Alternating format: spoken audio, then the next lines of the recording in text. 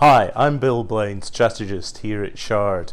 This morning the news is all about global supply chains and just how the Chinese shutdown caused by the coronavirus is going to cause crisis across the globe, and that is really going to bite on Q1 earnings, which will start to come in a couple of months. Already we've heard about the digger manufacturer JCB being forced to close factories because they can't source parts from China. We've heard that Apple is going to be short some 6 million deliveries of iPhones because their manufacturer Foxconn can't get its factories reopened because Chinese workers are quarantined after the lunar holidays. And this morning there's a great story about how Land Rover is smuggling in car key fobs in suitcases because they can't access the parts in China. But the other big news today is President Trump telling China hawks that he doesn't see any problem with exporting American aero engines to China. He doesn't think that's a problem, and he's quite right, because the Chinese, if they want to re-engineer these aero engines, already have a stack of them sitting on aprons outside Chinese airports. The same engines are on Boeing MAX airliners, which are currently grounded around the globe. But the whole question about re-engineering engines has got me thinking about the aviation business. And if you don't mind, now I'm going to tell you a story. And it goes back to the 1940s. So imagine the rest of this is in black and white, and it's all very stiff upper lip with test pilots wearing business suits and smoking pipes as they test aircraft to destruction. At the end of the war, the British aviation industry was undoubtedly the most powerful and strongest industry on the planet. British jet designs were the best.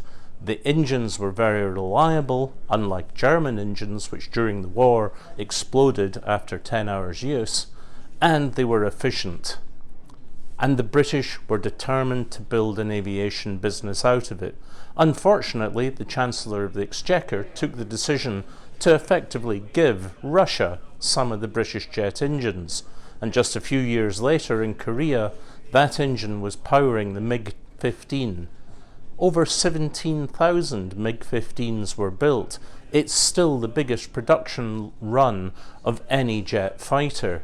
At the same time, the British gave away the secret to supersonic flight to the Americans, and that secret was when the aircraft came up against the sound barrier and the plane started shaking, you caused the whole tail to flutter. And if you could move the whole tail surface, it went through the sound barrier. We always credit Chuck Yeager with being the first man to break the sound barrier, but many reckon the British had broken it before. But the final straw for British aviation was the crash of the Comet jet airliner, the first ever jet airliner to go into widespread service. A bunch of them suddenly crashed, much the same way as the Boeing Maxes did.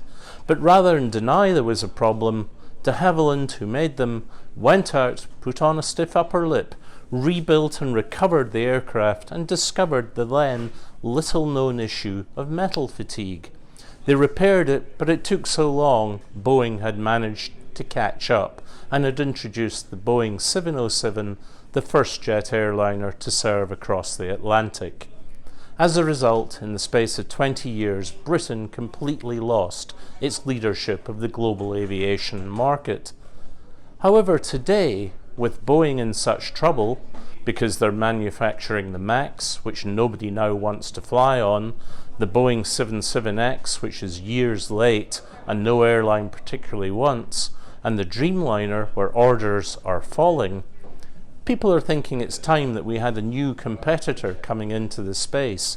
But that would be very difficult. Even Britain, which still leads global technology in terms of wing design, composite materials and engines, even if we spent £200 billion designing a new aircraft that was super efficient, ultra lightweight, and the best thing that every airline wanted, we'd still struggle to sell any. Why is that? Because airlines want commonality and familiarity. So introducing a new competitor into the duopoly that is currently Airbus and Boeing would be very difficult. And it's an idea that would be difficult to fly. Boom, boom.